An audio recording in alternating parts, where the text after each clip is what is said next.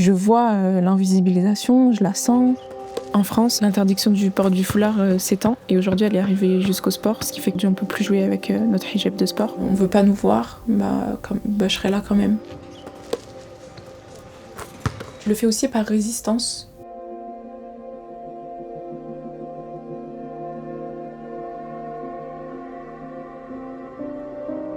J'ai vécu ou des interdictions ou des discriminations islamophobes dans mon stage, au basket, dans la rue. Et donc parfois ça se cumule en fait. Tous les jours, il y a quelque chose qui se passe.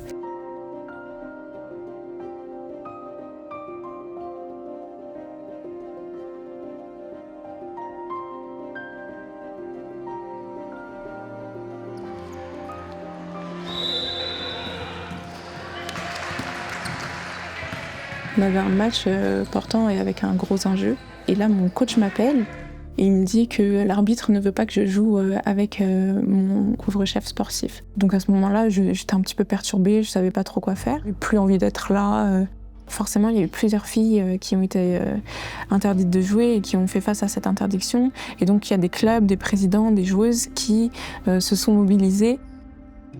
On a créé le collectif Basket pour toutes qui lutte contre les discriminations dans le basket français.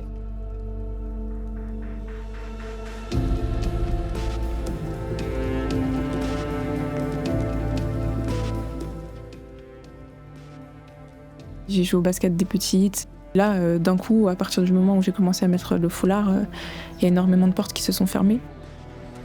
Et je pense que la France est raciste, pousse les limites du droit. On restreint encore plus les libertés fondamentales. Et quand on menace les libertés fondamentales d'une partie de la population, on menace les libertés fondamentales de toute la population. En France, on a le droit de manifester contre le racisme, on a le droit de manifester contre l'islamophobie, on a le droit de manifester pour la protection des enfants.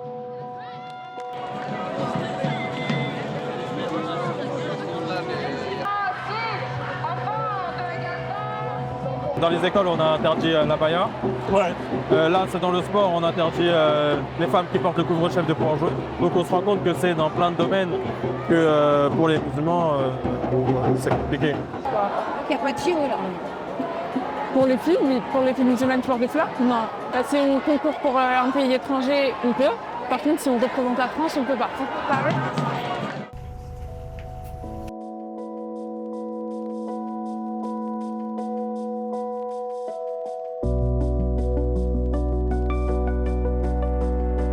Le monde et la France ont les yeux rivés sur les Jeux Olympiques et Paralympiques. On sait que ça va être un grand moment de médiatisation et on sait aussi que c'est une opportunité pour nous de dénoncer ce qui se passe dans le basket. Mais j'espère que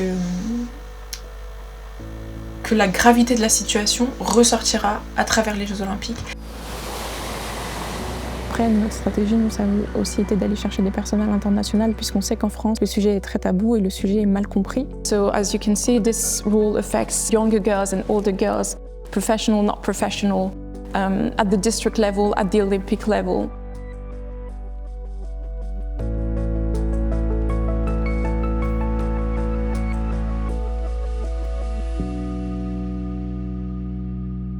On est soutenu par tous les défenseurs du droit, donc je ne pense pas que la FFBB soit plus spécialiste des droits humains que l'ONU, qu'Amnesty International ou que les autres fédérations sportives partout dans le monde ou en France.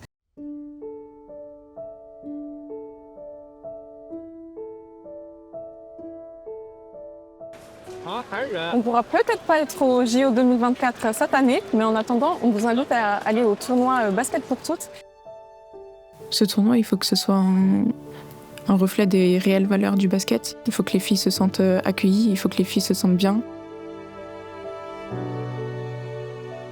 Être venu aujourd'hui, être venu arbitrer, être venu jouer, c'est une façon de se mobiliser, de dire on peut jouer, il n'y a aucun souci, ce règlement ne nous convient pas. Ce tournoi, c'est un tournoi solidaire et c'est un tournoi qui permet à toutes les joueuses de jouer, quelle que soit leur origine, quel que soit leur niveau, quelle que soit leur conviction.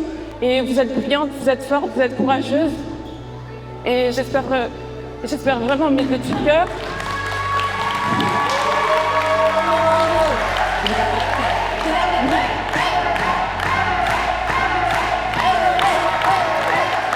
Les filles qui vont grandir et elles vont dire non mais dans le sport tu peux pas le porter.